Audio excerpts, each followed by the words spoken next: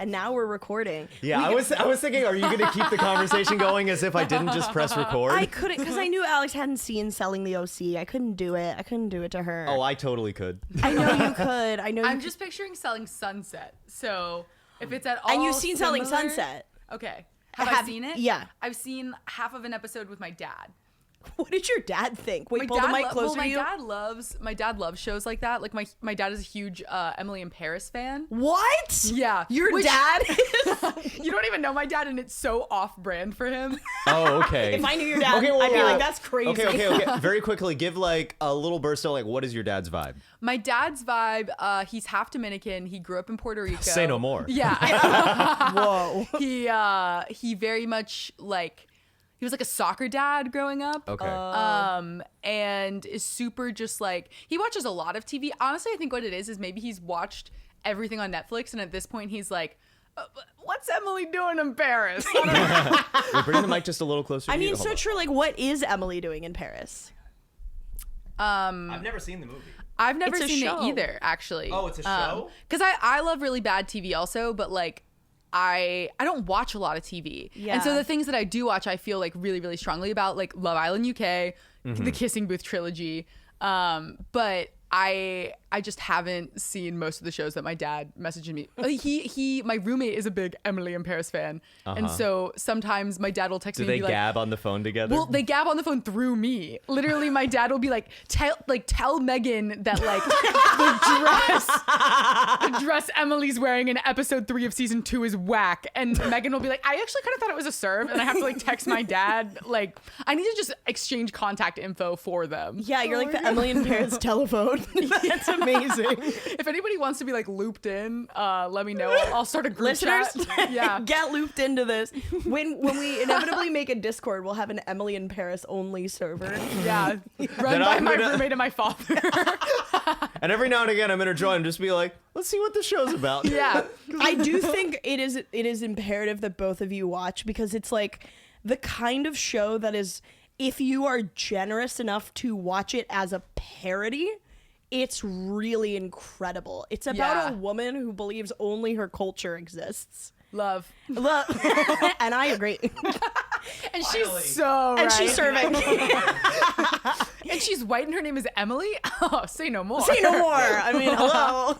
Yeah. It's like there's an episode where she goes into, first of all, she's like an assistant of marketing at Classic. As one does. And then suddenly she just, Tale as old as time. I mean, you know a bit about advertising. Suddenly Right. she like becomes the ad executive, and there's no like, I was promoted. She just takes on an ad campaign. Classic. And one of the ad campaigns is she discovers that the word for vagina in French is like masculine. Oh, yeah. Because Vagin. it's like there's no like neutral language in French. And she's like, wait a minute, the vagina is not masculine. The vagina is feminine. It's like honestly some turf shit. I was about to say it's really turfy. So when we ask the question, what is Emily doing in Paris? I guess just being a turd. No more how you say That's why your dad it. likes it. No more Maybe. trans people, how you say it. She's like, I also like that it's so close to England so I can go visit J.K. Rowling. Yeah. My BFF. All I'm thinking right now is that J.K. Rowling, she like had so much French stuff in the books. Like Voldemort is French. It means flight of death. Is Voldemort French? Yeah, Voldemort, flight of death. Voldemort. Grow up. Apparently, she meant it to be pronounced Voldemort with a silent T. Oh, well, Emily in Paris was supposed to be pronounced Emily in Paris. Yeah. I did know that. Yeah, with a silent E. Let that sink in. Folks, let that sink in. Wow. Yeah, profound, right? Well, good to Yeah. know that Emily and J.K. Is her first name Jennifer? It's Joanna. Jennifer I was a Cuckold. huge Harry Potter fan too, so I should know that. Were you? Jennifer. What's your house? Pottermore says Ravenclaw, which I think I stand by that. Yeah. I mean, whatever Pottermore says is true. Yeah. Yeah. It's the law. Yeah. So. Yeah, that's. I got Gryffindor, and I was surprised. I'm I not wasn't surprised. expecting. You're a wuss. I'm a wuss. Gryffindor means brave, but like brave is just. I feel like Gryffindors are like. And this is not an insult on you. I'm Oh, just I'll saying, take it as one. I'm saying I think the Harry Potter house, and correct me on this theory, is like what everyone's like weakest part of themselves is. Like the part of themselves. So like, you're dumb as fuck. No. I'm saying the Harry Potter house is the way that I thought you were about to say is a pick me girl. it is. Okay, but that is what I was gonna say. The Pottermore house is a pick me moment. So Yeah. if you're Okay, yeah, fair, yeah. Gryffindor, you're like, I'm woke. If you're Slytherin, you're like, The I'm neoliberals of cunning. Hogwarts. If you're I love the way you say I'm cunning. like I'm cunning. So I'm Slytherin. So my whole thing is I want to be cutthroat and Machiavellian, but I can't. I'm sure like you want to be like smart and cutesy, not to like read you, but like smart and cutesy. I'm literally This is wearing a getting very button RuPaul. down that You're I wearing a button thrifted. Major pick me Ravenclaw vibes. No, I mean Ravenclaw's be thrifting. Yeah. And then Hufflepuffs, I mean no one ever gets Hufflepuff, but like Hufflepuffs, they want to be like nice, but like no one in our society like wants to be perceived as just nice. I feel do. like- yeah, that's a real Gryffindor thing to say. Yeah. Yeah. I This also feels a little astrology where everything I say is just like, yes, that's so you. Like, Yeah. this makes so much sense. it's so true. It is just like millennial astrology. Yeah. It is. Oh, 100%, yeah. Yeah. What were you saying before? Oh, well, I think that Hufflepuffs, like, because you're saying like nobody was, but like sometimes you meet someone who's a Hufflepuff and you're just like, yeah, like for sure, and they're always like a little offended by it, and I think that's just further proof that like they are a Hufflepuff. Ooh, You know? interesting. Name names. Name a Hufflepuff. Name Out a them Hufflepuff. now.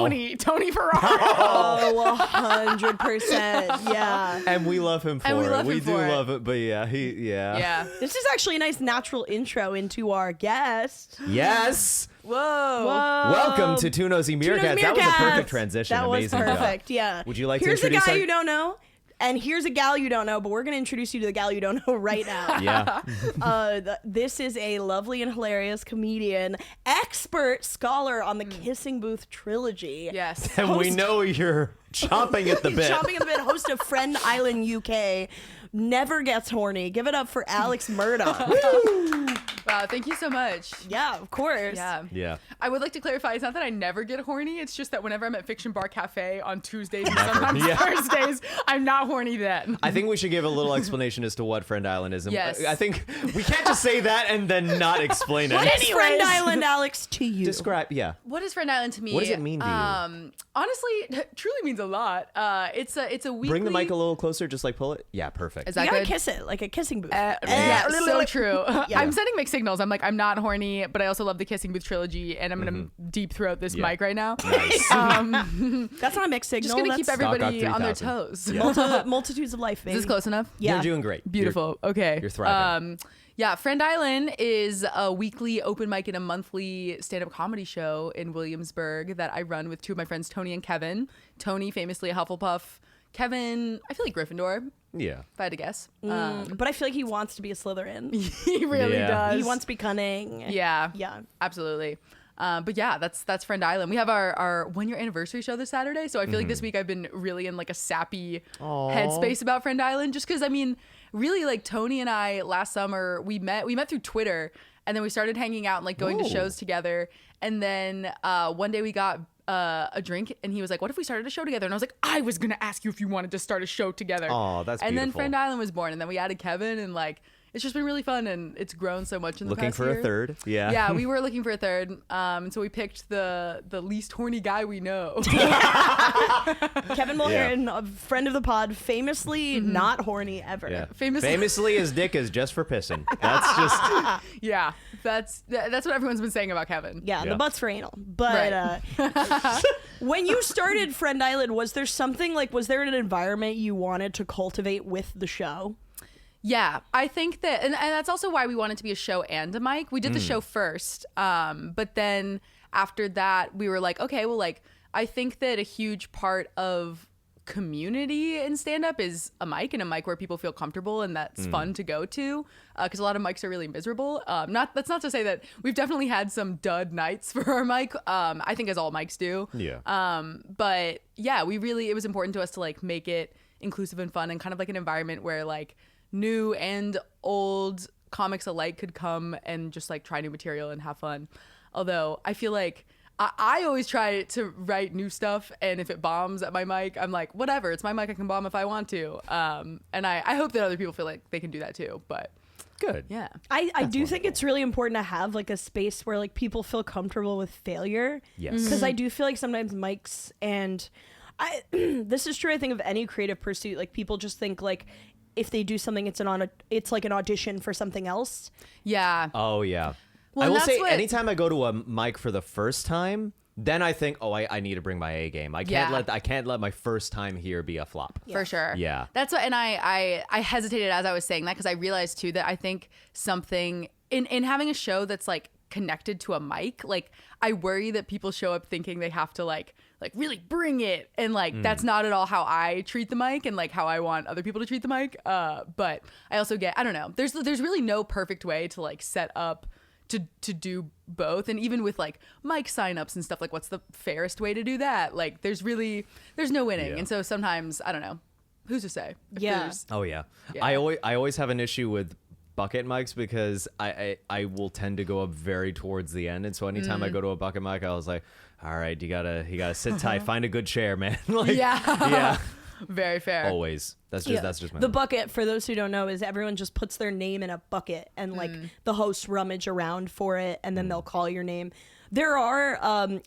There's an amazing contingency of We should people start in a the world. WikiHow. There's an amazing contingency of people in the world named bucket truthers. I call them bucket truthers. Right. Oh. It's people who believe that the hosts are like systemically rigging the bucket, which is fucked up because they always are, and you just have to get over it. Yeah. Yeah. It's like there's certain people where if they text me and they're like, hey, I'm running late, I'm like, God, fine. But like it's also like I understand that if I'm going to a mic where I don't know the host very well, they're gonna do that with their friends. That's just like Yeah. it's just kind of like mic culture, you know?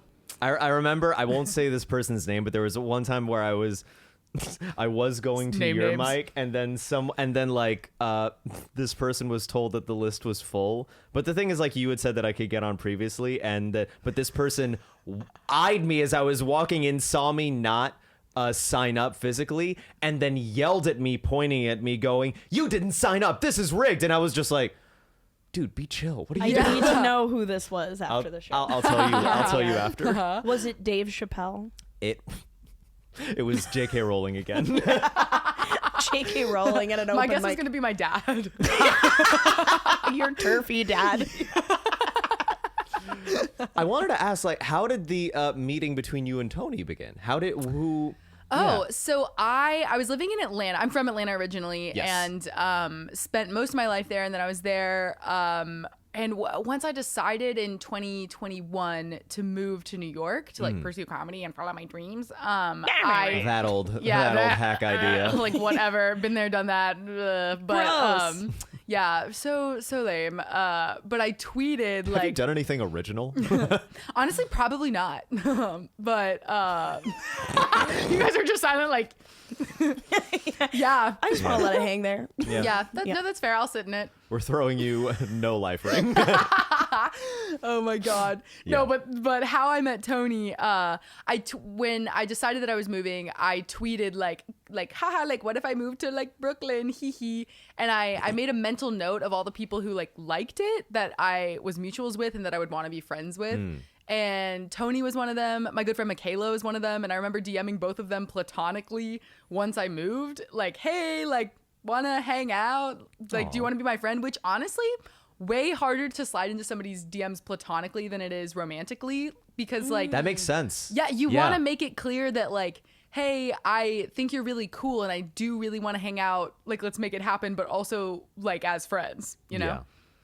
So yeah, but that's how I can't remember who DM'd who. He might have DM'd me. But one of us was like, I also just moved here, and then Right. we went to a couple shows together. Not this summer, but the summer before. And then then we were like, let's start a show, and now we're besties. That's beautiful. That's so cute. That's awesome. Do you find when you like meet a new friend, is there a thing that like makes you click with them immediately? I wish I had. I feel like I wish I had like a fun answer. I feel like the earnest answer is just like however comfortable I feel just like being myself, you know? Yeah. And like lots of different types of people can make you feel that way. But I don't know. I feel like but in comedy especially, like everyone, I feel like to be good at comedy, you have to like really know yourself and like be authentic. And so we're kind of surrounded by a lot of like really interesting and authentic people. And so I feel like I go to mics all the time. I'm like, oh my God, I want to be better friends with this person. But like, I only have so many hours in a day, you know? I feel the same way. Yeah. It's terrible. Tell me if this sounds familiar. Is that I always feel when I feel like someone else makes me close to them is when they ask me my opinion on something, when they value my thoughts. Like we recently had Dan Wicks on, and he sent me a list of roast jokes that he was preparing for a battle with someone, and that made me feel I was honored. Yeah, I was like, oh my God, you trust my opinion just to like get my shit on I was that made me feel really good. So that for sure, that is how I know that. Well, at least how I feel like someone values me. Someone that is always you. good. Yeah, If I love someone when exalts that happens. you. Exactly. Yeah. I didn't know that verb. Well, now you do. You better value my thoughts, bitch. Yeah. Because I got verbs in my head. Oh. I got me verbs all on your- verbs. I exalt you so hard. That's how you slid into Tony's DMs, Yeah. right? That's exactly what I said. I was Hey, like, I really exalt Hey, you. want to exalt? Platonically. Yeah. Platonically exalt you. yeah. What does exalt mean? If you had to give a description. It's like you are on a pedestal, like you are the highest. It's like how I feel about you, Lucas. It's like you are the Aw. highest high to me. Wow. Love. Yeah, So cute. it's Thank a lie. you. Our I feel so friendship's built exalted. on a lie. Hard pivot. Okay, Yes. speaking of platonic love, Oh. the kissing booth.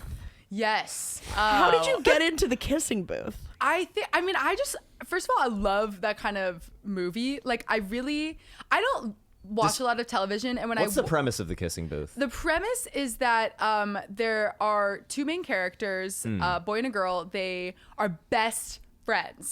They grew up like houses over from each other, and the girl's best friend has an older brother who's hot, but he's mean and always angry. But she like it's one of those things where like I feel like she's always like no, like you're not like this, like look at me in the eyes, like this isn't you, you know, one of those. Feels like Big Little Lies. Like Ziggy, look Yeah. at me, Ziggy. You're not like this. that kind of vibe for sure.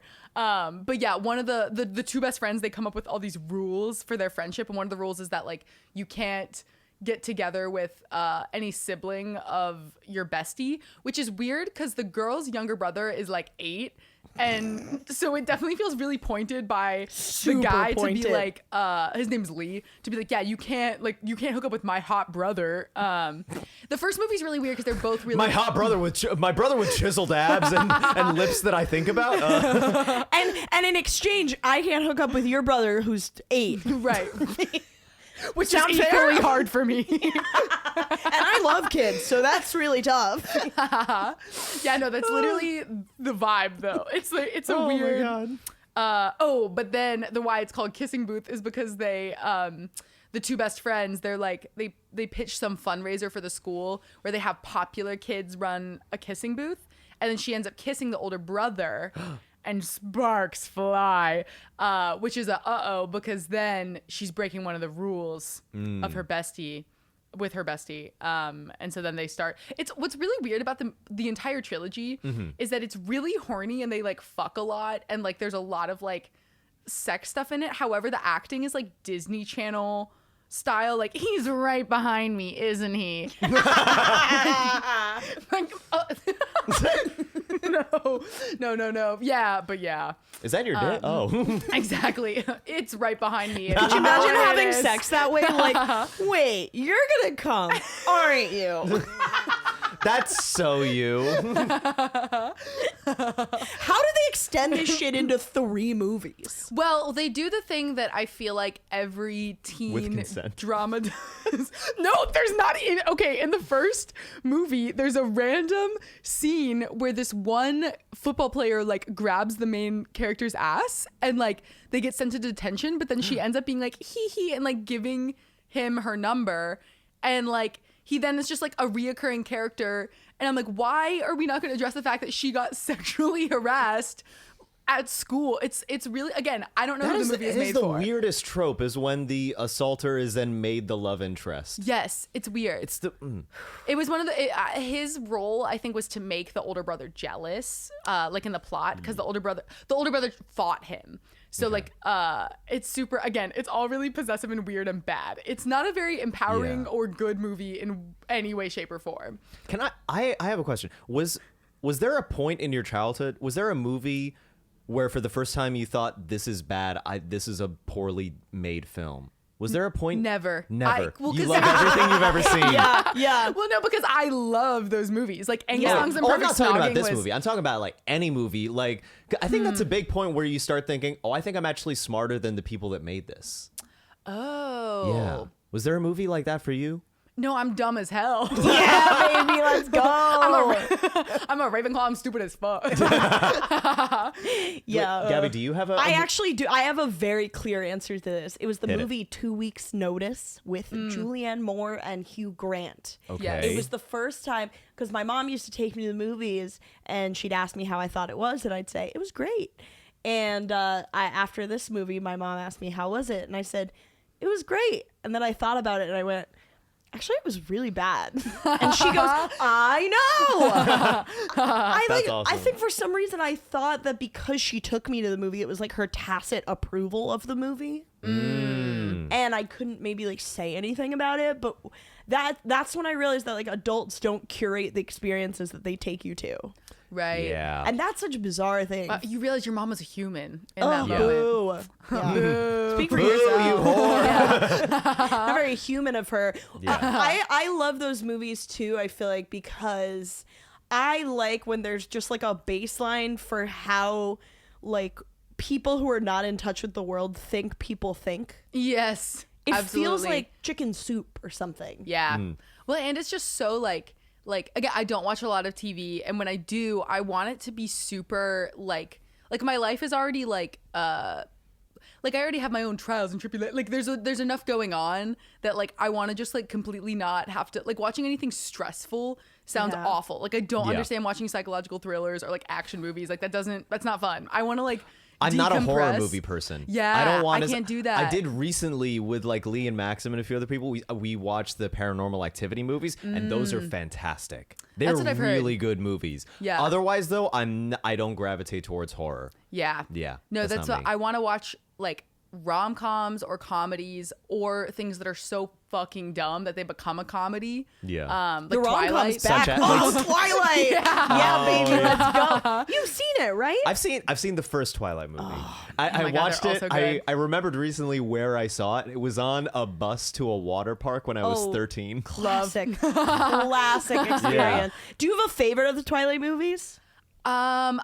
I rewatched all 4 of them during like lockdown. My roommate and I would like get takeout and then watch one, and that that's was like fun. That our sounds event fun. of the weekend. And I hadn't seen them in like since high school, like when they came out. Like I saw them all like at theater premieres. Yeah. And I forgot about the twist at the end of the very last one, and I was on the floor. Like, oh my god, yes. they do some real hacky like is it okay if I just say Yeah, what just happened? say it, just say it, Okay. yeah. It was from like Wait. 2007. Okay, wait. This is a little. All right, we're doing a little visual signal. Spoilers for the Twilight movie. Yeah. And we'll do another one of these when we're done. This But is Yeah. gonna also- ruin your life. Yeah. If All you right. haven't seen it at this point, like it came out a decade ago. Like Yeah. get with it. But at the end of the movie, Me, haven't it's like, well, don't worry, I'm gonna tell you. Good. Yeah. It was like it's Bella and Edward and like all these werewolves. Basically, it's like a vampire duel. There's like this battle going on. Yes. And one of the vampires has like the ability to predict the future, and so she goes up at one point. Like at the beginning of the battle, she goes up to the opposing team and like they have this exchange, and then there's this crazy battle and everyone's dying. Like the kind of thing where all of these major main characters are dying in a way where you're like, oh my god, like what the fuck is going on? And then after like it goes on for a while. It's like 8 minutes It's long. like 8 minutes long, and like you're watching everyone die, you're watching heads get cut off, you're literally like, Whoa. like so in it. And again, because this is the 4th movie, you've spent a lot of time with these characters. Yeah. And then all of a sudden it goes whoosh, and it goes back to the original contact with the vampire who can see into the future and the other person, and it's the other guy, like she's telling the future, and he's like, oh, we all die, like, okay, no, we're not gonna fight, like, you guys win, and then they just walk away. So like none of it actually happened. And I love a non-violent king. It's so crazy. And so I think that right now that one's my favorite, because I last time I watched it, I literally like fell onto the floor, like grabbing my head, like, it came back to me that I had the same reaction when I saw it in theaters as a teenager. Oh my God. But I was like, holy fuck, I forgot all about that. When I saw it as a teenager in the theater, I think me and my friends yelled, "What the fuck? Are you serious?" Because they kill like Carlisle. Yes. Yeah. Carlisle Yeah. is the dad of, well, I guess not the biological dad. Do you remember anything? Hey, family is not about blood, it's about the love. So true. Oh, so true, Vesty. So true. Do you remember anything about the family structure of Twilight? A little. It's more like a commune in that house, as I remember it. They're just a Yeah. bunch of guys and they just like live together, but no bedrooms because they don't sleep. Right. It's so hard to explain, but like there's Carlisle and Esme. They're both vampires. They're married, and then they kind of look older than the rest of the people. Okay. And then they adopted. I don't know how to explain this. That's what it's weird, because like ultimately they're all just like a bunch of vampire couples, Yeah. who like all live together. But it's like Carlisle and Esme, yes, they're like the mom and dad, and then there's all these siblings, but they're all like married to each other, Yeah. and like and in love and stuff, which is weird. But like it's I think it's supposed to be kind of like I mean, big, I'm happy erect. family. Yeah. Too rock hard. This is yeah. this is the goal, yeah. I mean, it is a horny series, so I mean, Yeah. this is what I do my little joke about with like the women. Your little joke about Because so when Bella first becomes a vampire, so the reason that she and Edward can't have sex originally is because she's like a human, he's a vampire, and vampires are so strong, so he's literally like saying the horniest shit ever to her, like, if we have sex, like, I will break you in half, like I will like actually like destroy you. And she's like, oh no, I wouldn't want that. He's like, no, seriously, like, you will die if we have sex. And so the first time they have sex before he turns her into a vampire, they're like so gentle. It's like very romantic. And then, I hope no one's jerking off to this episode right now. And then I'd love to see like a drunk history, but we get the actual actors to mouth along to Yeah. what you're saying. I would love that. So good. And then she becomes vampire, and then Right. they can have sex with like they're both like superhuman strength, and then they like go back to the normal house after like the first night they've had sex. And Emmett, who's like the douchey vampire, is like, oh yeah, when me and Rosalie like first became vampires, we broke like 3 houses. bow chicka wow wow. That's what I do my little joke about. They fuck so hard they break the whole house. Yeah. It's so horny. That's the horniest thing I've ever heard. Yeah. Well, that's Yeah. why Twilight was. Did you read the books? Oh, I read the books. Yeah, I do actually. I think I remember reading the books, being like, these are bad books. No, I Whoa. love. I I the had that books. thought as a kid. No, and I read them all, but I was like, these are written poorly. Oh, you know? yeah. That was your first time, like, critically thinking about, like, I oh, think yeah, so. this was... And I think I only did it with books and never with movies, because I love, like, if a movie is bad, that is more incentive for me to watch it. Can I say, I was trying to think who is the author of those books, and I thought, okay, it's either Stephanie Meyer or R.L. Stein. That's the only names that came into my head. It's definitely R.L. Stein. Stephanie Meyer's crazy, though. Yeah. Yeah. Wait, who is Stephanie Meyer again? I just know She's that. the Mormon who wrote Twilight. Oh, that is her. Yeah. Oh, good. I got it. Right. No, you Nice. crushed it. Oh, You sick. crushed it, yeah. Isn't Yeah. it supposed to be like 50 Shades of Grey? No, 50 fanfic? Shades. Yeah, 50 Shades of Grey was supposed to be Twilight fan fiction. That's how it originated. You're right. Yes. Yeah. Oh, wow. Now, Yeah, did you yeah, see yeah. Which those? came first, Boy, the did chicken or she the fuck egg? that up. Did you see those movies? Yes. I think it like they made me uncomfortable because they were like explicitly horny. Whereas like with Twilight, I'm like You just hate horniness. no, I think that like with Twilight and with Kissing Booth, I'm kind of like, oh, like it's not horny, like it's vampires in love. And then like with Kissing Booth, I'm like, oh, they're in high school. Like it's like young love, puppy love, even though they're Yeah. like fucking. Yeah. And then but with 50 Shades of Grey, I was like, this is too much. Not that I think I would watch it now, but like when it came out, I think I was like at an age where I felt weird about sex. That's fair. You know? I was in college when the first 50 Shades film came out, and I was in a play where our director, she told us, she was like, oh, I'm about to go see this with my boyfriend. I'm really excited. And we were like, we're excited for you. They broke up right after. Whoa. Yeah. I don't know what came up between them, but like none of us saw it coming either. I would love to know. I would love to know as well, Can honestly. you like message her? I need to know what Honestly, I happened. can. I can.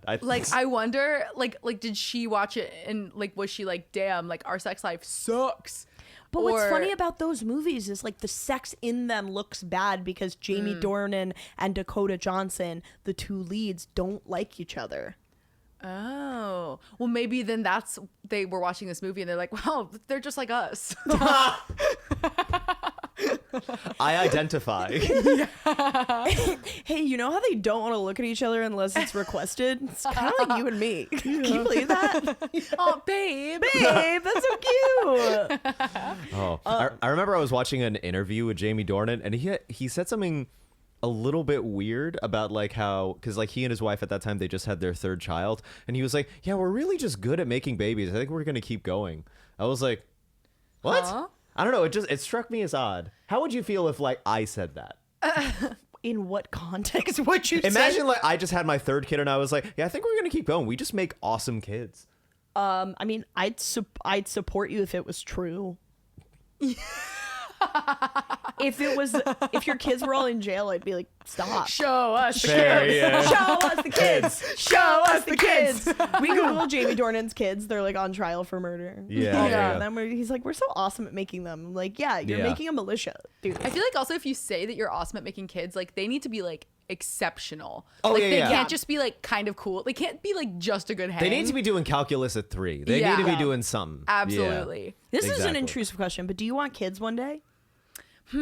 Okay, I told somebody this the other day. They're like, "This is such a passive answer." I'm really undecided. Like, I feel like I just think that there's a world in which I have kids and a world in which I don't have kids, and in both of them, I'm equally happy because if I'm like with the right partner and like have the right life circumstances to want kids, that'd be awesome. But also, like, if I am with like a different kind of partner and like have a different kind of life going on and like don't want them, then I think I'll also be happy with that. So it kind of just depends. Yeah. And if I do want them, I think I would have them like I'm earliest would be like 35, which I turned 26 on Sunday, so I have like 9 years before that TikTok. happens. Yeah. I know.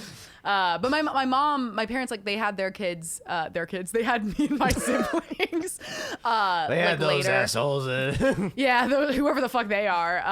Yeah, they popped them out later in their 30s. So I'm like, Yeah. I don't know. I just don't feel any. And I also think too that, and I'm from the South, and I feel like a lot of the dialogue around it growing up is super like, oh, when you have kids, when you have kids, when you Yeah. have kids. And I think a lot more people need to know that it's if, like that it's if, like if you want them.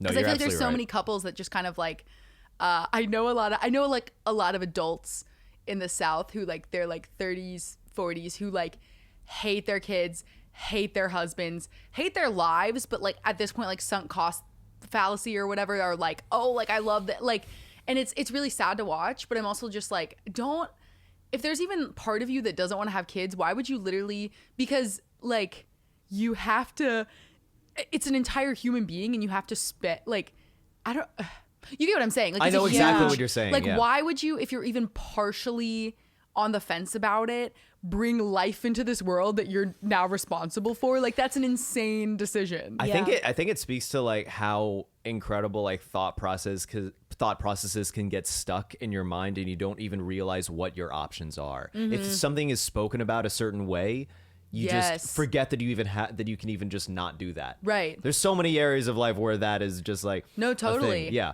Even as simple as like, oh, I can buy another charger. Like Yeah. you don't have to just have one charger. Literally. You can Always leave them forget at that. every outlet in your home. Yeah. Get as many as you want. I've you been can do needing some. to get a new computer. This is like so much less interesting than what we were talking about. But I've been meaning to get a new computer for like 6 years, and I can't bring myself to do it. I'll take you to the Apple store. No, I'm so attached. I'll take you to the Apple store. I bought AirPod Pros drunk. Okay, Alex can take me to the Apple store. Which, to be fair, What time of day? I'm not a terribly. What time of day? It was like after a happy hour. I think it was like All right. like. A classy 8 p.m. I'm famously not an impulsive person. I'm actually like I will weigh like all sides of something for an excruciatingly long Right. period of time. Yeah. In a way where like I think that I would do better to be a little bit more just kind of like gut instinct. I'm just gonna do this. So I've wanted AirPod Pros for like since they came out, I think. And then literally I guess last fall, I've been talking about it for a while, and then like it was payday, and I was at like I'd literally been talking about it since they came out. I was at happy hour with my friends. We were walking past the Apple store, and I was like, guys, I think I'm gonna do it. Oh, and they're like, what? yeah. I'm like slurring my words with like the Apple Care person. Yeah. It was great, and honestly, I've used them every single day since buying them. So I'm glad I did it. Do you find that you get more productive if you're under the influence? Do you find like you're more like you get more things Kids done? always drink. I was just Yeah, we were telling- just talking about this. Yeah, I perform best. Like I like stand up. I do the best when I am 2 drinks deep and I didn't know that I was going up. Like if I'm at a Oh, show and they're yeah. kind of like, "Hey, somebody dropped. Like, do you want to do a spot?" There's no And pressure. There's You no have pressure. There's no way you can build up pressure in your mind. Right. Yeah. I haven't been overthinking what I'm going to do. Again, like I'm constantly like what order should I do? Like what versus like I think just like having my inhibitions lowered a little bit and like not having the time Yeah. to overthink something. I just go up and I'm like the most myself and the most relaxed, which is kind of a bummer because like there's no way to like this Friend Island show on Saturday, our 1 year anniversary show. I've known about it since we started the show that we're gonna do like a 1 year anniversary show, and like I know we do it every month. There's no way to like unprogram my brain to know that that's happening. Yeah. And I also don't want to think I have to have consumed alcohol to be on stage. Yeah. But that is unfortunately at this moment in time when I do best. And I need to figure out how to like channel that sober Right. and for shows that I know are coming. But yeah, so I do, to answer your question, I work Yes. very well, Yeah. a little uninhibited, I guess. But what is the anxiety spiral like knowing you're going to do a set? I guess, and I do think that it's been less since I've become aware of that. I figured that out this summer because I had a couple sets in June where I ate shit so hard, like in a way that like fundamentally changed me as a performer. Whoa. I love that shit, dude. Yeah. It literally like I was like, oh my god. I think after those. It was like a couple sets like in the same week, and I signed up for an improv class because I was like, I think that I have a really hard time surrendering control and like going off script.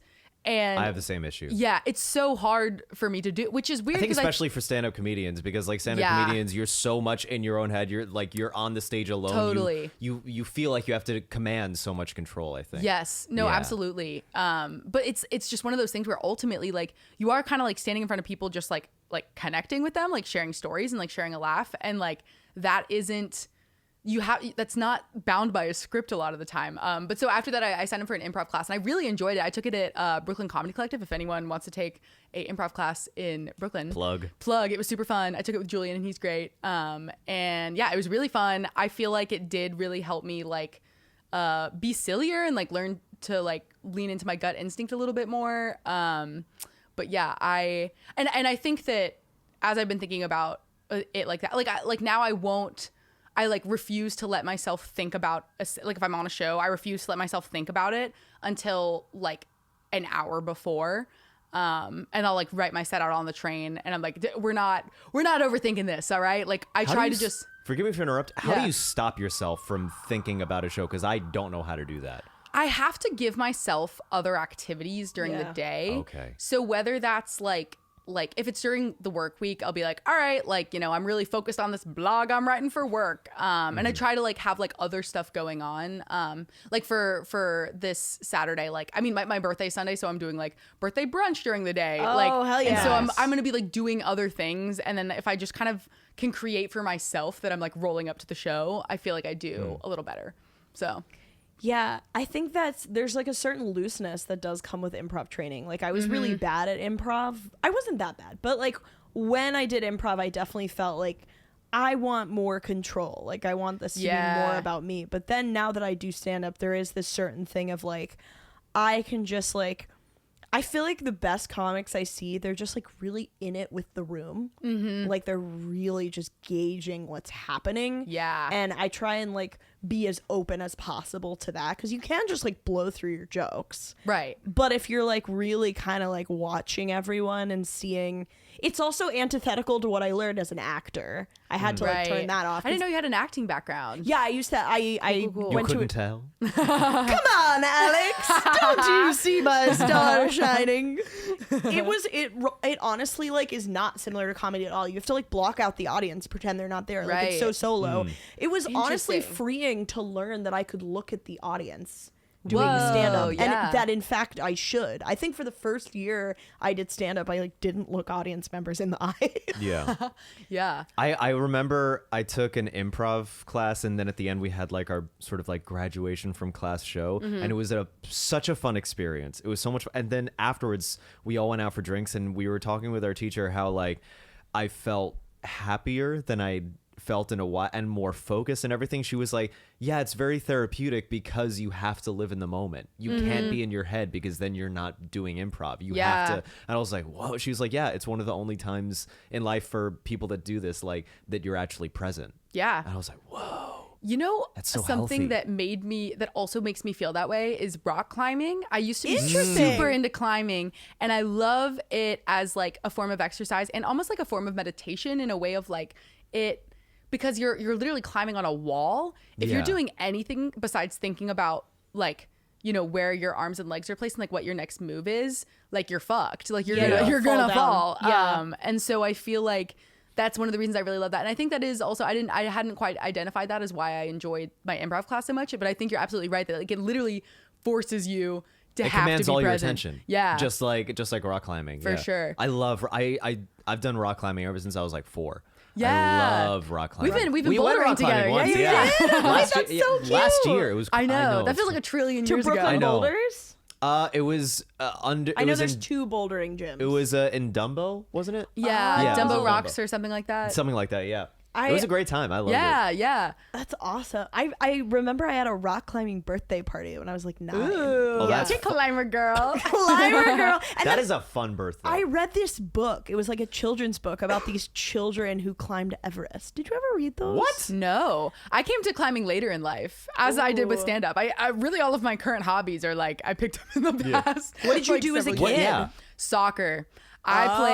I did. soccer There was a girly. while where I was in elementary school. I was in choir at church.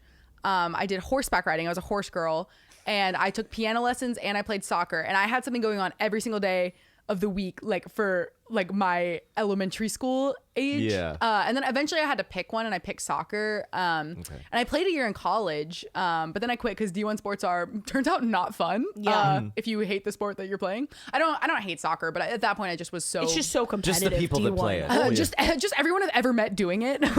just everyone. It's impressive you made it to D1. That's great. I do like I intentionally slipped that in there because I do want people to know Yeah. that it was D1. I only played 1 year, but I did it. How good are you still at soccer, do you think? Probably bad. I haven't. Okay. As someone who had never played soccer, Right. like how much? How much Obviously would better you than smoke Lucas? me. Yeah, exactly. I would kick your ass. Exactly. There you Absolutely. go. Yeah. Yeah. No, I mean, I think if I played a game, my thing is I'm probably like out of shape now because I don't really like run anymore. I walk a ton just like living in New York, and I Yeah. lift weights some, but like I don't sprint anymore. And so I think that I would like have one, like I'd play for like 3 minutes and be like, That was so always I'm- me with soccer. I always had bad lung support, and then I would try and be so tough with the other girls. Like I'd fall, they'd try and lift me up. I'd be like, I can get up on my own. I was real pick me about it. No, I was that way too. Cause like I think that and also I was watching a soccer game with Sasha this weekend when we were in Ithaca. Yeah. And it was like a men's soccer game, and they flop all the time. Like another player will touch Sorry, I don't know them. what that means. Okay, it's Oh, is that when they fake the injury? they fake an injury Oh, okay, to try okay. and get a foul. Yes. And I remember like when I was playing soccer all the time, some coach saying that like, yeah, men do that all the time, but like women's soccer, I guess like at the highest level they do, but they do it way less because like you want to be perceived as like tough versus like men don't care as much, like just because they're like, oh yeah, like I'm a boy and I play soccer, like everyone thinks I'm tough. I don't know, I think that's an interesting, and I don't know if it's actually true, but no, I a coach saw a told me meme that, about it, so had it to be is true. Yeah. Oh, and then yeah, if my coach told it, because It's made it to the men internet? who coach youth sports are famously always good people. Oh. And if it's a meme, then that means it's law. Did you have any crazy coaches? You should I put them had on one blast. for Yeah. baseball. I had one for Little League baseball. Really? Oh yeah. I remember his name was Juan, and he Juan? and he Oh, like the the Hispanic name. name. Yeah, like the name. Juan? I'm sorry, I didn't mean that to sound racist. I just heard it in my mind as WAN. Yeah, you were real silent with the J there. I guess you shouldn't have been like, How you say "Juan." it? How you say it? No, yeah, but he would pick fights with not only other coaches but other players. I mean, like children from like other teams. Like he would like curse them out, and we were just like, the fuck. And that was my sign. I was like, I think I'm done with Little League baseball. I was That's like, I so don't want fair. to be around this energy. This is not my vibe. Yeah. Shit. I had a lot of bad because I played such competitive soccer for Yeah. so long. Yeah.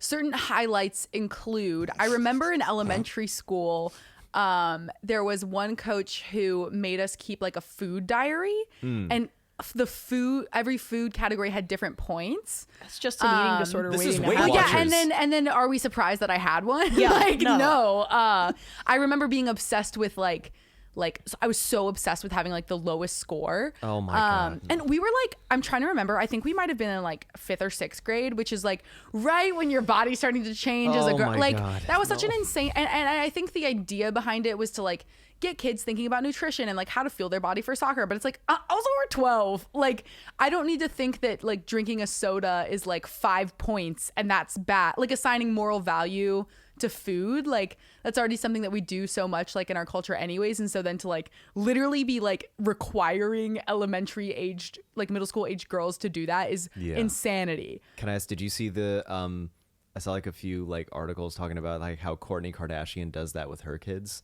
Like it's basically I'm like not surprised. she ascribes like moral value with like kids or parent or anyone that like tries to give them candy or Doritos. Like these kids are I think that it's like a quote that like one of these kids saying like, oh, if someone gives me Doritos, that's a bad person, right? What? And just like and We're like just watching child abuse happen. no, exactly. And live. like, Yeah. and multiple Crazy. people like writing in and commenting saying like you are giving your children eating disorders or massive issues around Yeah. control and how to relate to people. And For sure. the thing is like, I don't think I had an eating disorder, but the thing is like my dad was very stringent on like what kinds of food I could eat. Everything had to be organic. You couldn't have like junk food, anything like Right. to the point where like recently I've had family members be like, yeah, we felt bad for you. No. Like they said that they just like witnessed my dad be like, no, none of that, and like Yeah. that like they were like we felt they felt really bad from it. Like to the point. I think there was a time where I was like 5 where I had like cousins of mine like visiting us, and we Yeah. went out like in the park and we were having ice cream, and like my other cousins were having ice cream, and my dad like forbade me from having ice cream. And my dad's sister, my aunt, was like whispered to my mom. She was like, I think that he's being really weird about this and he should totally have an ice cream. Yeah. And then like, and so my mom then convinced my dad to let me have one. And then Oh it my was a nice gosh. day otherwise. But yeah. But also, like, what a weird mindfuck for you at 5 to be Oh, like, yeah. ice cream is morally bad. Like, Yeah. you know, I don't know. I had that a lot for just like sugar in general or like junk food or fast food. I still have like mental I still stuff. have that a little bit with Yeah. fast food too. Chick-fil-A was like the only thing that was like okay. I'm 'cause I'm only from in the it for South, the baby. homophobia. Just like, that's the only thing that makes it okay. Yeah. You're allowed to have a chicken sandwich as long as they're like paying for conversion therapy. They're like, all right, here's your sandwich, Dyke. I'm like, now it's good. Now it's good. Our pleasure like slurs. How do you think you like got past? I mean, Sorry. Do you think that someone who eats at Chick-fil-A being like, I hate fried chicken and fast food. I only hate gay people. Though. Just like, that's the only reason I do this. this is You for gotta the support the terms. cause. You This gotta is for support. Alex's dad. I hope so. I was gonna say, how do you feel like I mean, my best friend has struggled with an eating disorder for a while, and she feels like she's like, this is like, it never goes away. It's only like under control, and I just like check in with myself every day of my life. Do you feel like there was a point where you started like feeling okay about food again? Like, yeah. And I remember actually like distinctly when I was like, I can't do this anymore. Cause like there was a really long time of like having an issue and then like not wanting to admit that I did, admitting to myself that I did, but not really wanting to change. And then I remember standing in my kitchen. I've been like agonizing over like, cause truly like the mental pie chart of my brain through high school and like some of college was dedicated to like how many calories have I eaten today? How many am I going to eat later? Like, what do I look like right now in my clothes? How are other people perceiving me in my clothes? Like, what is my body? Like, it was all about like body image and like food and like that kind of, which is exhausting. Yeah. And also just like, I sometimes get sad thinking about like the things that I could have accomplished and like, not even the things I could have accomplished, even just like the fun I could have had and like how much more I would have known myself in high school. I think had I like not been so consumed with that. Consumed is always a funny word to use when talking about an eating disorder, but I remember standing, it was like right before going to college, like the summer in between high school and college, and like standing in my kitchen just being like, I don't want to do this in college. I like don't want to do this in college. And at that point my weight had yo-yoed a lot, and at that point I was like at my heaviest, and I remember like making the decision. There was this one book that like changed my life, and I always keep a couple copies of it in my room. I'm like forgetting the title of it right now, but I can see the cover.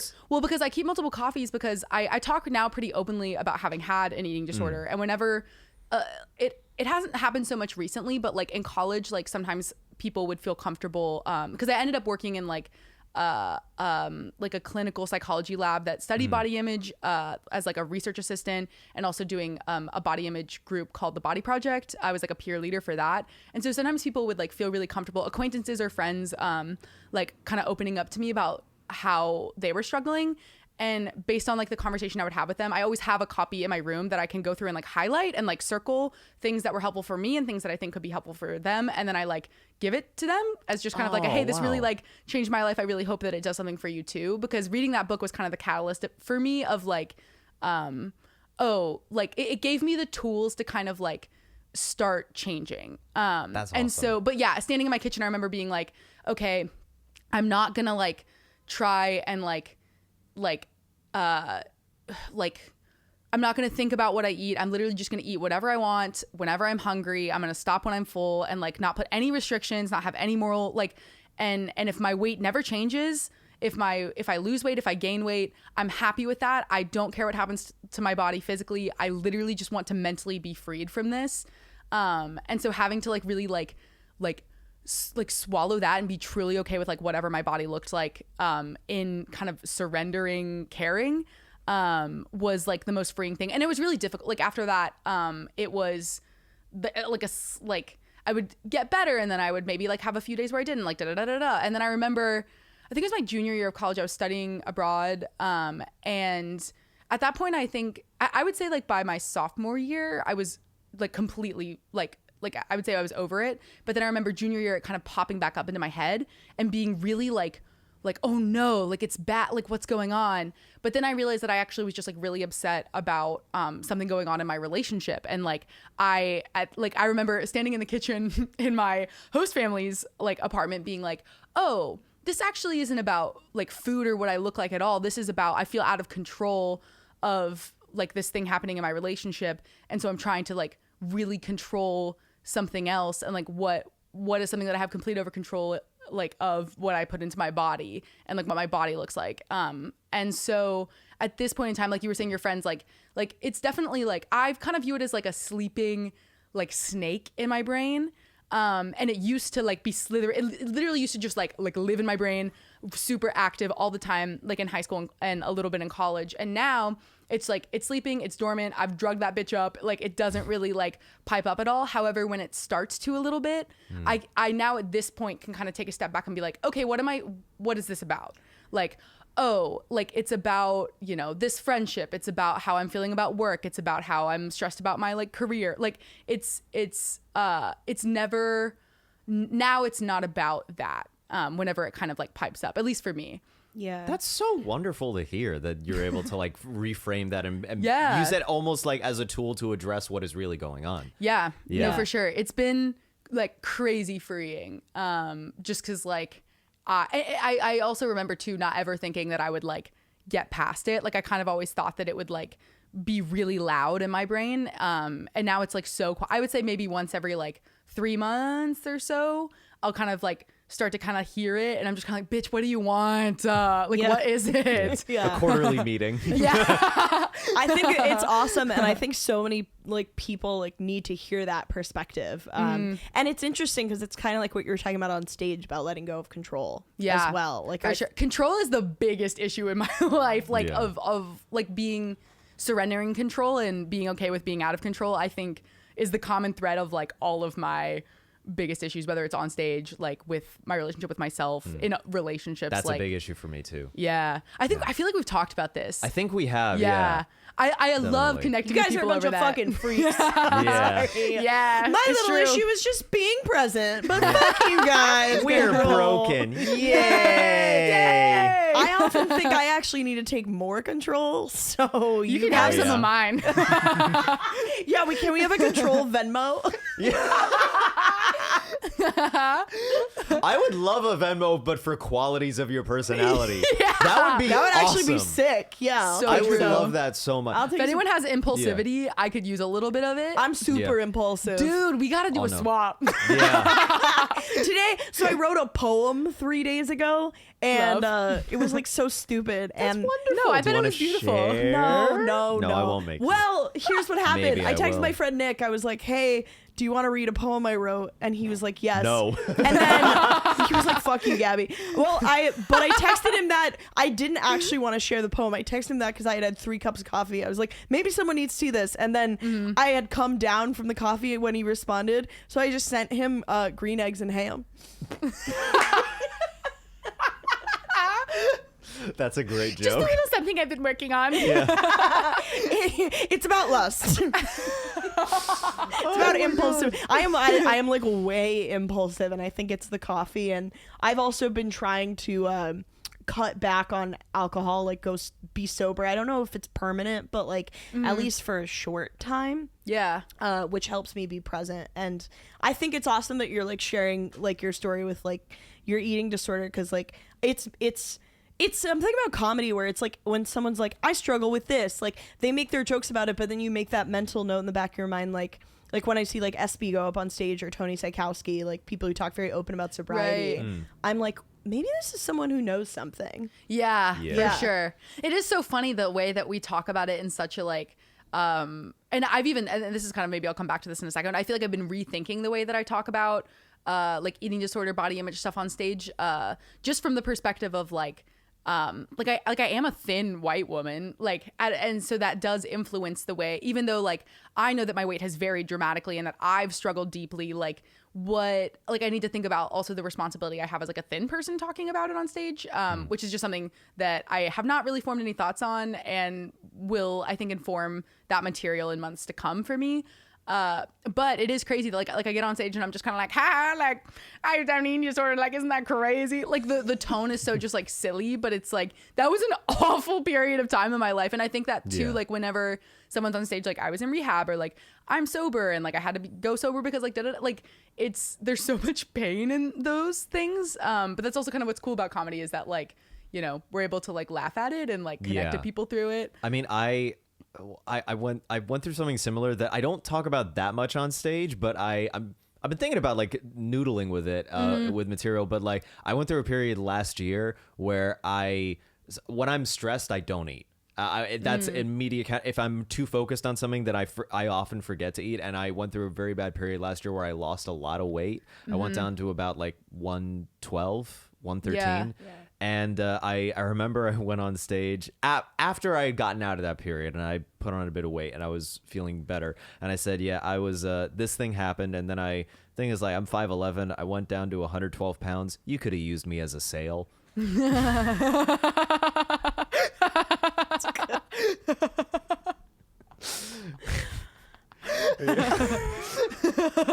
I'll use you as a sale any day. Yeah. I like that so much about like being in comedy, and I would like recommend this to anyone who's listening, who wants to like try stand up. There is something so cool about learning the hard parts about the person first, so that the way you grow intimacy is just through being like, I only recently found out what time you wake up in the morning, but I knew about your dad's death first. Like, what the fuck, you know? So true. The way that like That's I don't think that's weird, because that, in my mind, like, that is such a bigger detail than like my like wake up time. But usually friendship happens in the reverse. Usually you're like talking That's to someone, true. you're like, what time do you wake up in the morning? And then like, you know, you're 3 drinks in at a bar, like, I was molested. It doesn't usually happen the other way around. Yeah. And it makes me sometimes a little upset when I make friends outside of comedy. I'm like wanting to ask them like, so what's the hardest thing that's ever happened to you? Well, it's even like sometimes off stage, like somebody will be talking about like, and I don't know, like maybe use your dad for example, just because you're here, but like it happens with everybody in the scene where I'm like, okay, you're talking about this thing that happened to you that was like, and I want to know about it. I want to connect with you, like blah, blah, blah. But I'm like, do I want to bring up like your dad right now? Like, how do I ask someone that I'm not like, that's not like an inner circle bestie to me, like about those things? But also like we get on stage and talk about it every day. It's like an interesting, because like I feel pretty much always down to talk about, I'm always down to talk about eating disorders, but like I'm really comfortable talking about it at this What point. if I was like, me too? Having never had one, I'm like, but I'm always down to talk about it. The moment you said pie chart in your mind, I was like, ooh, pie, nice. No,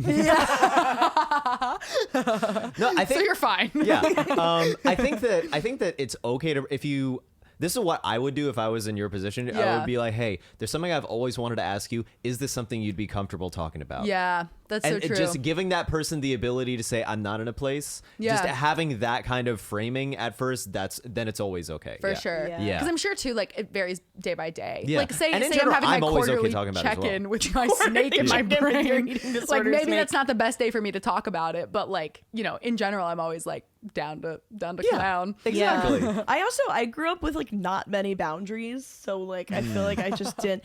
But it's funny, me and my sister went the opposite way about it. Now she loves boundaries and I hate them. I hate having to set them. It's like my least favorite thing. Like I hate, like it makes me feel like gross and disgusting to be like, I don't want it right now. No. But generally, I think the reason I hate it is because I just don't really feel the need to do it. I probably should set more of them, honestly, but like I just like, I feel like boundaries are like they're so valid, but then sometimes it's like if you're in a conversation, it's obvious the other person doesn't want anything from you.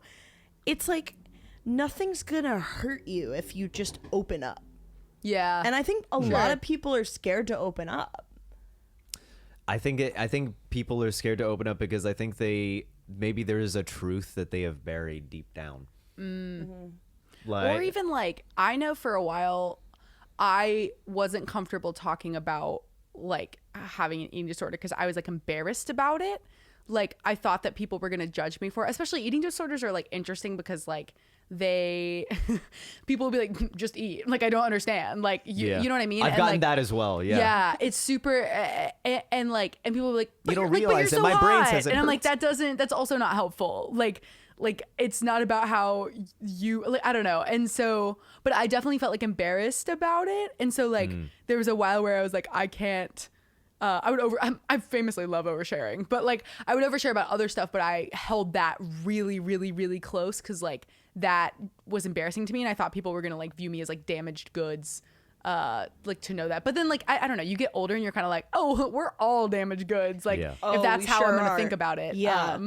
But Deeply. you know, it's more just kind of that we're all like human and flawed and have had lived experiences that are difficult. I will say I had something that you said, it was interesting because like when you said like that you don't like boundaries, I didn't realize that being able to set boundaries was an option for the longest time. That was something I had to deal with. I also didn't know that it was. Yeah. Maybe that's why I don't like them. I'm like, wait, I could have done this all along. Now I'm pissed off. See, I love them because I'm like control. Like that's right. Impulsivity control. We're gonna Venmo. We're gonna Venmo that shit. Yeah. But I'll it tell is you. super. Yeah. No, go ahead. Oh no! Finish what I you was were just gonna like, say. you see people like on Twitter be like, you don't owe anyone anything. Like, set a boundary, like, protect your peace, like, blah, blah, blah. And it's like, okay, but yeah, you like do owe some people some things. Oh, like, you owe know? so many people stuff. Here's the thing. I think I owe people everything all the time. That's my issue. Is I Right. think that's Well, what it's I. also crazy Fair. because sometimes you do owe people stuff, and Oh, yeah, sometimes you do it's nice to. sometimes.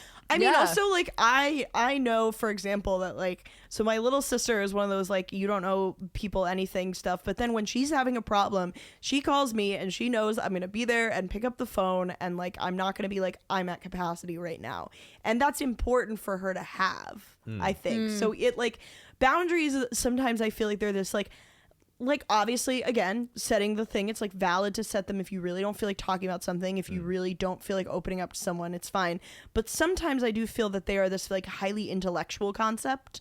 Yeah. But when you think about it emotionally, everyone needs connection. Everyone Right. needs to be able to pick up the phone and call someone. Yeah. Yeah. Do you ever look at people and just be like, you need one dose of Molly. That's all you need, and then everything in your life will be so much better. I've never taken You Molly. really need. Are you talking about me? No. Yeah, you need one dose of Molly. Yeah. I don't seem happy or jovial enough, I think.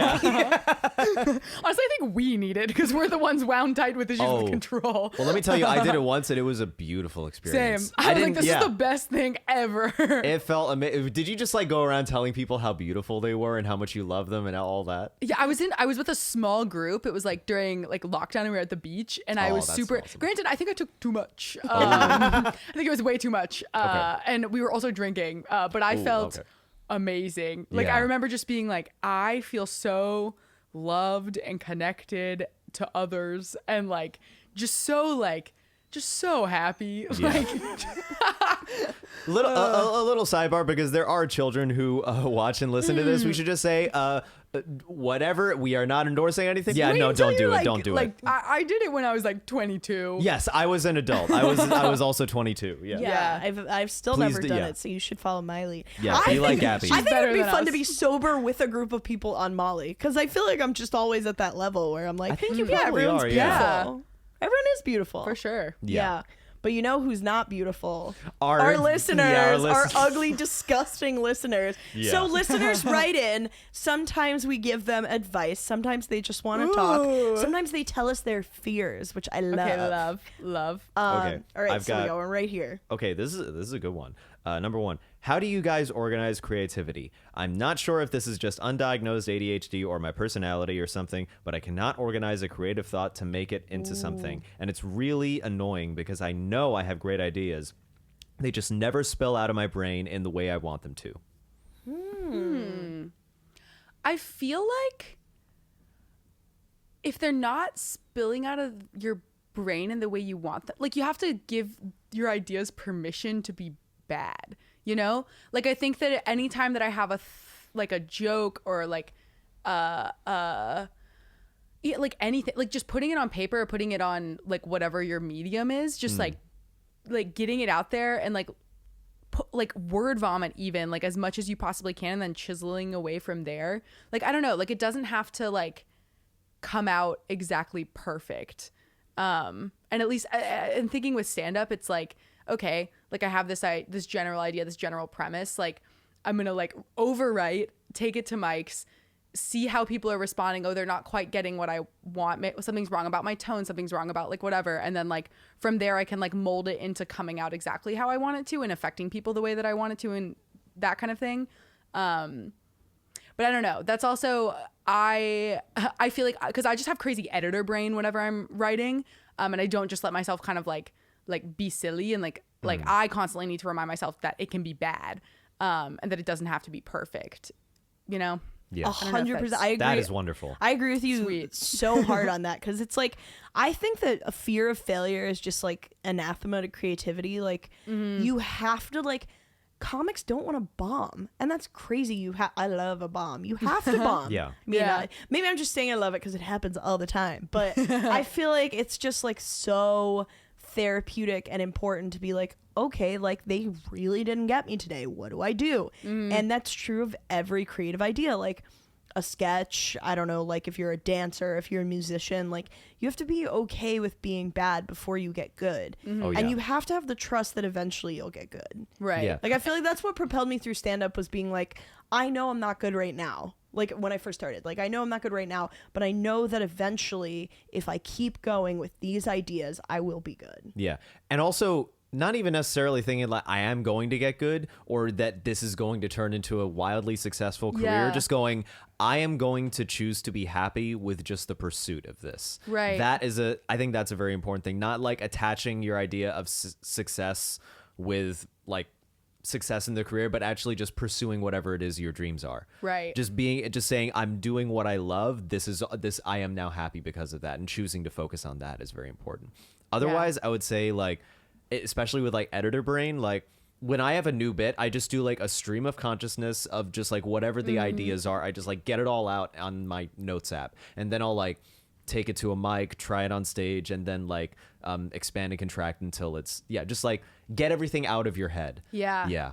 For That's sure. what I would say. And sometimes I feel like it is important to like get the idea out and then genuinely think about it and be like, did I just need to process something that happened to me, or is this an idea? Yeah. Like I feel like sometimes I've tried writing pilots and then been like, the first 10 pages are like me processing something that happened. Like when I was put on HR suspension for talking shit about my coworkers on GChat, I like wrote a pilot about that, and I wrote 10 pages in, and then the 11th page I was like, what happens next? And I was like, oh no, I just needed to process what happened to me. I can throw the script away. So like being okay with being able to be like, okay, let me throw that away now that I got that out is really important to like the pathway to other ideas, I think. Yeah. That's wonderful. And like also this my last thought is that like even if it's not coming out of your brain exactly how you want it to, like not everyone's gonna get you anyways. You know? Like not Some everyone people suck. Some people suck and are stupid. So true, bestie. It is actually super true. It is. But it's also like, I don't know, sometimes like a crowd just doesn't get you, like an audience or reader just doesn't get you, and like that's also fine. Like not everyone has to understand you and your motives and where you're coming from. Absolutely. So Hell yeah. listener, if you're hearing this, go fuck yourself. Oh, this sounds good for you. Okay, I'm a sophomore in high school and I've been playing soccer ever since I was 4 years old. Okay, hey. Okay. It's one of my only effective coping mechanisms, and I don't know what I'd do without it. However, I find myself getting increasingly anxious about soccer and loathing whenever I have practice and games. I still enjoy playing in the moment, but something about my team and the increased seriousness is sucking the fun out of it. I also don't even like my teammates because I can't connect with them on any level. All they talk about is boys and school drama, but I'm aromantic, asexual, and I go to a different school than the rest of them. I feel so isolated when I'm around them. I'm seriously considering quitting soccer, but at this point, it's such a large part of me, I wouldn't know what to do with myself, and I feel obligated to stick it out for a potential college scholarship money, as well as my parents' expectations and enjoyment. Please help. I'm so confused. Okay, I'm having like I'm like That's about a to cry. real I'm literally issue. about to cry right now. Oh I'm my having God. like such an intense emotional reaction to this question. Because yes, listener, I played soccer my entire life. I played D1 soccer for a year and then quit. And honestly, D1? I'm D1 again, Division 1. I was really good. I sat on the bench the entire year that I played D1 soccer. But you sat on the bench D1 But I was style. there. I was on the bench. Yeah. I was on the D1 bench. No, but I feel like I'm having such a reaction to that because, like, I mean, for a lot of reasons. I remember playing for a team. I'd been on a team that I really, really liked for a while, but then later in high school, I had to switch to a different club team, and I just did not click with these girls. Like, they were, I like lived in the city in like the like hippie granola like part of town, and like they were all from outside of the city, and like they all like had known each other for a long time, and like just I thought that they were all ignorant. Like they all like said like they said the F slur casually, and like I had grown up like knowing that was not okay. Looking like at the time I thought they were bad people, but looking back I'm kind of like, all right, they're just suburban kids who like didn't know any better, and I would like to assume that they've grown and changed as people. This is getting too much into that, but point is that I really didn't click with them, and I felt like a loser on that team. Like, and I really very just like socially hate it, and it sucks because you have to spend so much time with your club team. Like you see them for practice all the time, you're doing like tournaments with them and traveling with them, and so to feel isolated really, really sucks. But I felt like that was the only team I could play for, just like given teams I'd been cut from and where I could get playing time and like that kind of thing. And so I guess my first piece of advice would maybe be to look into like switching teams. And also, if you do still show up to practice and once you're playing soccer, you're like, oh, I do like soccer, you also don't have to like play in college. You don't have to play that competitively. My little sister like was also playing she kind of was at a point where she was deciding if she wanted to play as competitive as me or not. And she ended up just playing high school soccer, which I don't know what state you live in, but for me, that was less competitive than club soccer. And like you can still play and you don't have to play in college. I think that, and also the sentiment of like, I've already spent so much time doing it, I don't know what I would do without it. That's going to happen to you anyway. Like, even if you play it all through college, I remember a lot of the girls that were on my college team, like watching them like really struggle with identity after like either like an injury ended their career or they like played all 4 years of college, and then it's kind of like, okay, now what? This is what I've spent my entire life doing. Like, who am I? And I know when I quit my sophomore year of college, I was like, what do I want to do? I like applied to and I definitely had an identity crisis. However, like I ended up finding comedy and stand up through that. And like, that's been really fun. And like, it doesn't matter how much time you've spent doing something. If you don't like doing it anymore, you really don't have to do it. Like, I'm very pro quitting. Like, if you don't like doing something and it doesn't bring you joy, like, we only have but one life on God's one life. Like, set a boundary. Set a boundary. No, don't do that. But yeah, I think that hearing that, depending on the level of, and I also hope that your parents are receptive to, I definitely remember trying to quit soccer several times and my parents being like, no, heart. But more so my dad, he loves soccer a lot.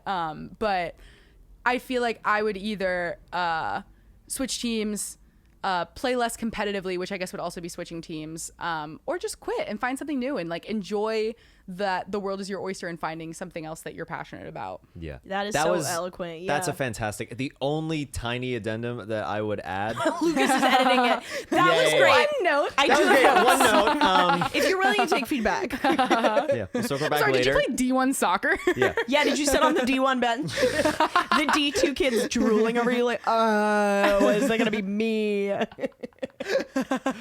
Only thing I get is that I remember this person said that they find it like therapeutic to do soccer and to do practice and everything, which is first off, finding that in physical exercise or a sport is a beautiful thing. For sure. Maybe start doing that in a way that is separate from something that is up to other people, and it becomes something that is only yours. I will Try say, rock climbing.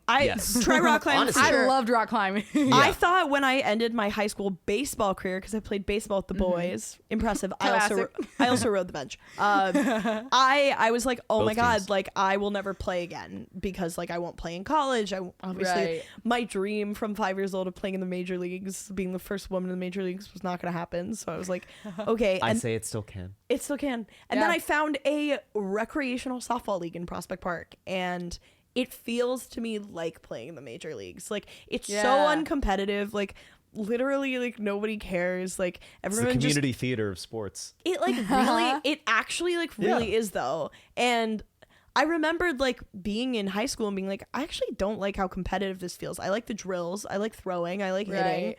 And I like having fun with my friends.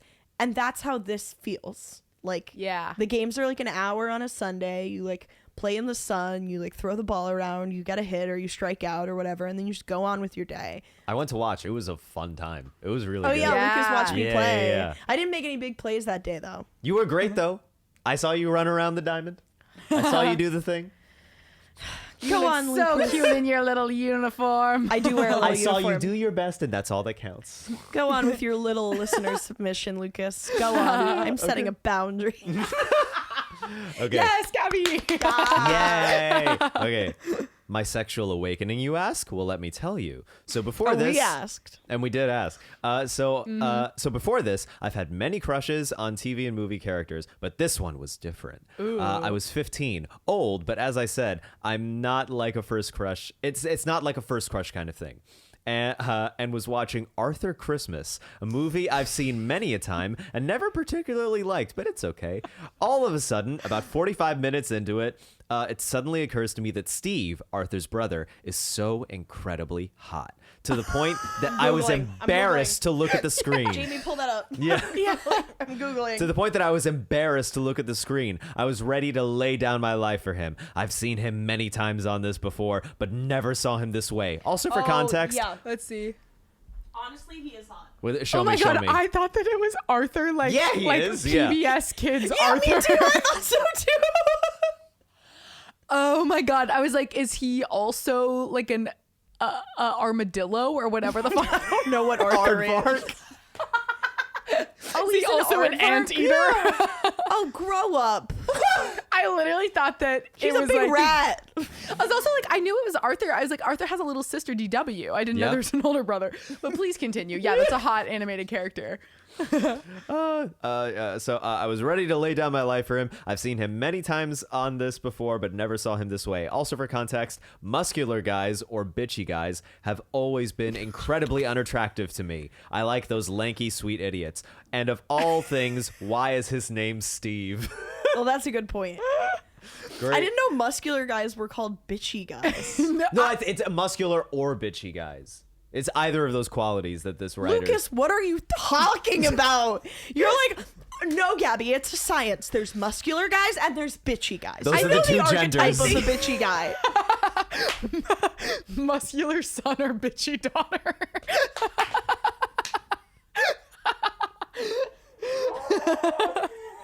I think what they mean is like they're describing like the Disney Channel original series Bully, where it's like they're Yeah. mean and like buff, you know? Yeah. I could be wrong. No, I think you're probably right. Yeah. Yeah. I mean, but those When I hear characters bitchy, are I'm like, ugly. bitchy. Yeah. Me too. I'm like, oh, they're a bitchy twink.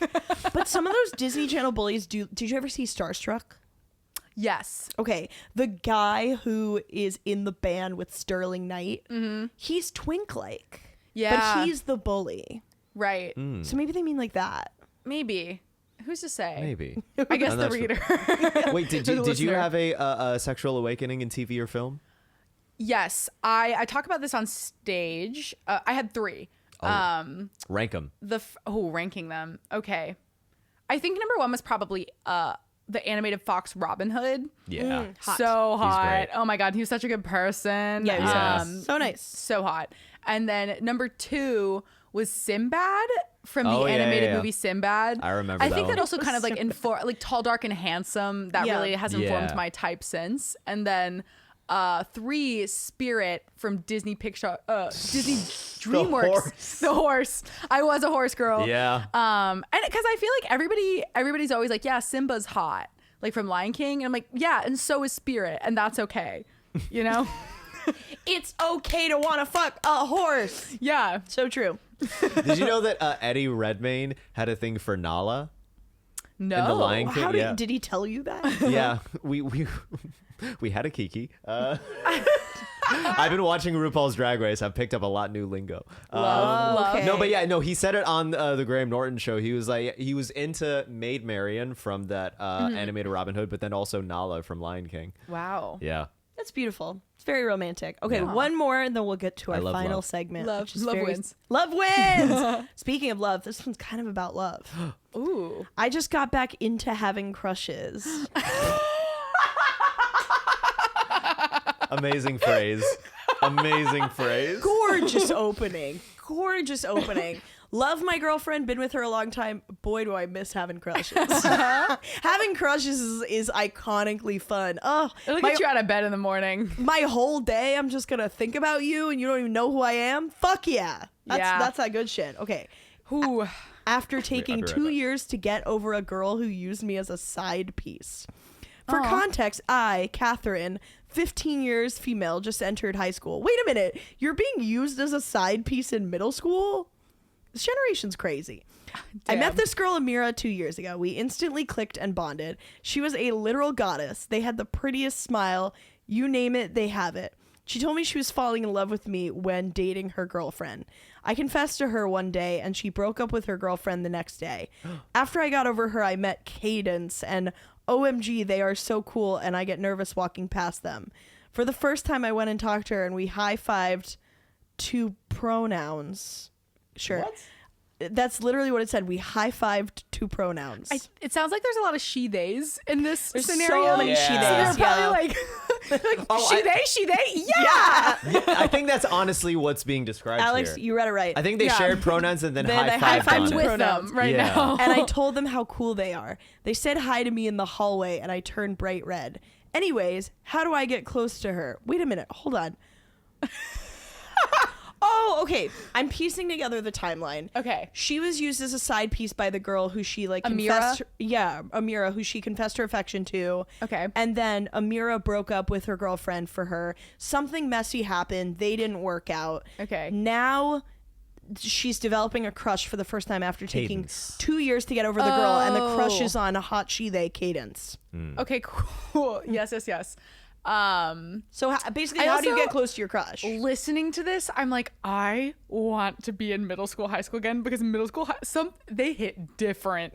Like crushes when you're in middle It's school and high school. it You're consumes like going so to the much. locker, like, like I have crushes now, but it's like, You don't see them as frequently. Right. Whereas there, you see them every day. yeah, and it's also like it's adult life, which is like more boring because it's kind of like I've done this before, you know. But like middle school crushes, so fun. I'm honestly jealous listening to this.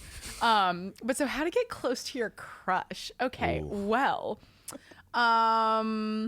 I feel, and so the crush that this person's trying to get closer to is they high-fived Cadence about okay.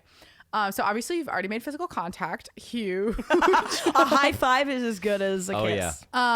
In this economy. Or In a recession. I feel like, okay, next time Cadence wears a hat or a hoodie, you have to go steal it because that move only works in high school. The older you get, people are just like, you stole that from me. Why did you do that? Have you done that since becoming an adult? I did it in college one time. And this guy was like, what the fuck are you doing? Oh, boo. And I was He's like, no okay. fun. Yeah, we hooked up years later. So we had to like forget Oh, that so I it worked stole out. his You're playing the jacket. long game. Yeah, You're planting yeah. seeds. Yeah. But I think it probably would have happened faster had I not stolen from him. Yeah. But it works in high school. That's Yeah. me being silly. My serious advice is to, I don't know, and you can invite your crush to do something. Oh, yeah. Go You to know? the movies. Yeah, like find common ground and be like, Yeah. we should do this together. Wait, we should go to this concert. We both like this artist. Take them to Chick-fil-A. Take them to Chick-fil-A. Take them to We Chick-fil-A. need all the she-theys going on their first date to Chick-fil-A. Send the she-theys to Chick-fil-A. Oh, yes. Yeah. I think you're doing great already. And I kind of feel like, okay, if this doesn't work It sounds out, like you're doing all the right stuff please so far. ignore everything the podcast says if it doesn't work out. Yeah. But it kind of feels like Cadence likes you back. I think so too. I would put my money on that. Because Yeah. what For did sure. Cadence say that made this person blush? Oh my God, it was, let me look. Something about pronouns. I told them how cool, they said hi to me in the hallway and they blushed. Oh, So yeah. you can really read into that, but a hi can be significant That's Oh, true. yeah. because you don't say hi to everybody. You need in to the also hallway. understand that Cadence may also be just as nervous as you are. That's so true. So often we forget like how like broken or like just how much Yeah. anxiety other people have. We don't give people enough like ability to be as like messy as you know yourself to be. And so Right. I think that and that's something that maybe you guys bond over eventually is like how Yeah. like nervous you eventually were to like get something going. That's always so relieving to do too with someone you've been seeing where it's kind of like, oh my Always. God, I was so like, I thought you weren't into me at this point. Like I was anxious about this. Like, and like, oh no, this is what's 100%. going on in my head. Like having that moment of kind of like revealing your hand almost Yeah. of like, oh my God, like I was just trying to play it cool. But also I think my Exactly. general dating advice always is like being coy and playing it cool is so lame, so boring. Like just it's so wonderful to just be forthright about your feelings and like That's not my advice. My advice is ignore Cadence completely and then just dress as fashionable as possible and then ignore her again until she's in love with you. Yeah, that's my Yeah, advice. my advice is to just like kind of hover and be their friend for like 10 years and never do anything about your little Yeah. feelings. friends to lovers. Yes. God, I had a friend in college who I had this big fat crush on, and I just like, she was so hot that I just didn't think that anything would ever come of it, even though we would cuddle at night. And when someone's in your text being like, let's spoon, and your dumbass is like, sounds platonic, that's something. So definitely do that. Do what I did. Yeah. Just assume she doesn't like you back and just be her. Just friend zone yourself. Exactly. I think. Definitely do that. That's it. Yeah. Advice. Done. Advice. For We're the best. Always listen to us. Yes. Folks. And now we are coming towards the end of the episode. You've been a fantastic guest. We You have really one have. final Wow. segment, which is Yes. called Self-Perception Corner. We ask our guests to describe how they believe they are perceived by other people, and then we say how we actually You're so perceive them. scandalized. God. You wouldn't believe how much Sasha freaked out during this part of the episode. Actually, I know him intimately, and I do believe it. Yeah. What? You can just ask people this. Well, because I'm also, my reaction, my freak out is that I'm like, I feel like different people are going to perceive me different ways. We'll say them all. Yeah. We hate you. Yeah. Yes. Yeah, let's start there. Yeah. How do I think people perceive me? I feel like I can come across as anxious a little bit, but like I think it's kind of endearing because I'm like a pretty open book. Like I'm going to tell you just exactly what's on my brain, and so I would assume, I don't know. Fuck. And what's on my brain right now is I'm like, how do people perceive me? I don't know. I think I'm in general like pretty outgoing, and like I think most of the time decently warm, and yeah. I think that's I think you kind of nailed it. You Like, kind of nailed it. I remember meeting you and thinking, this is a very sweet, nice, funny, talented person who, like, anytime I spoke to you, I was like, oh, this person has no ulterior motives. I feel like I can trust everything this person is saying. Aw. Absolutely Yeah. true. Wow. You caught it for sure. I feel like I would describe you as mature, a fun hang, and like you're one of those people who like I don't remember like the moment we met or something Right, because I just right. feel like I've known you for a while. Yeah, I have no idea when we met. I have feel no like I idea do when we remember met. the day that I met you because we went to Sasha's mic and then we went to a show Yes. at this, I forget the name of the place, but it was like underground. Yes. And I remember, and then we stayed there for drinks afterwards, and there was Right. lots of rain. It was like there was a lot of like significant Yes. moments of that day, and I Well, and remember, yeah. all of that, like you were kind of in this crew of people when I first moved here and was first making friends in stand up. Like you were one of my first friends in stand up here. And so like I remember that because I remember like I remember going to mics and being like, oh, this is like a win for me. Like I feel like I'm making friends, you know? And like that being Aw. like so exciting. Which is, it's so funny to talk about how you and Kevin Mulherin were the two first people to show up to my birthday party last year. And this year I'm like doing your podcast, and then Kevin and I ran a show together and having a joint birthday party. Like it's just funny. But yeah, I think we met once I was like more comfortable in the scene and like Yeah. felt more, yeah. Cause then I was just like, I'm like, we've been friends. I don't know when I feel it like maybe started. Sasha introduced me to you. I could be Yeah, wrong. that but, sounds right. But I feel like I just knew. I was like, oh yeah, and I like when there's not like barriers with comics that way because we all like know each other like a little bit Yeah. around the scene. So I love when there's not like a like, hello, my name is Gabby. It's nice to meet you. I like when there's a little bit of a like, I hey, hate come on over networking. here. Yeah. A soft launch. Yeah. A soft Yeah. launch Soft to an launch of introduction. knowing Yeah. each other. For yeah. sure. But it's Yeah. cool. I feel like we're all gonna know each other forever. Yeah. Aw. Yay. love. Now, would you please plug and promote anything that you have going on? Socials, shows, what's going on? Yes. I don't know when this is going to air, but I have. This is coming out Tuesday next week. Okay, so Friend Island Anniversary Show will have already happened, but I run a weekly open mic and a monthly stand-up comedy show in Williamsburg, Brooklyn. We are Friend Island UK on Instagram. You can follow us for updates there. And yeah, I think that's really all I want to plug. Yeah. Perfect. This is gonna air after the aftermath of the show. Yeah, Oh, I'm not gonna yeah. lie, I am a little nervous because I plan on I have felt overwhelmed with emotion about how grateful I am for Friend Island and how grateful I am for my friends and like just having moved to New York to take a chance on comedy and all that kind of thing. And I think that I probably will cry. I think I'm going to be so earnest on Saturday. I'm going to have like 2 drinks and be like, I just like, everything is so beautiful and I love everyone in my life and thank you all so much for coming. I'm going to like, me and all the pictures, it's just going to be mascara streaming. Oh, But that's it'll be beautiful. sweet. Alice That's Cooper lovely. vibes. Yeah. Well, but, I have some shows coming. So this will come out. What day of? I'm sorry. I'm trying to think. Like, all right. So 7, 8, 9, 10, 11. Okay. I was Lucas doing. has to do his own train I was set in his doing- head to yes. remember when he's booked. Lucas has to count the toothpicks on the floor to remember when he's booked. Do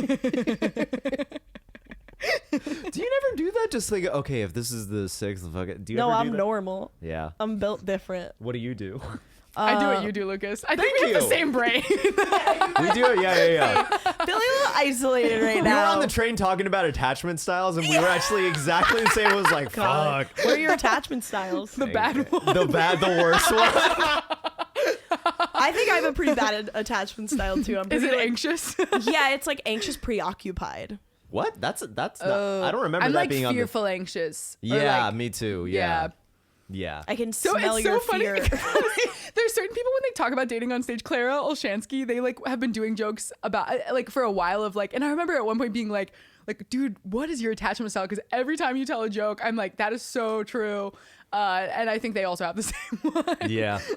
I think their joke is like, I'm anxious avoidant, which means I'll just do whatever is worse for the situation. They're so good, man.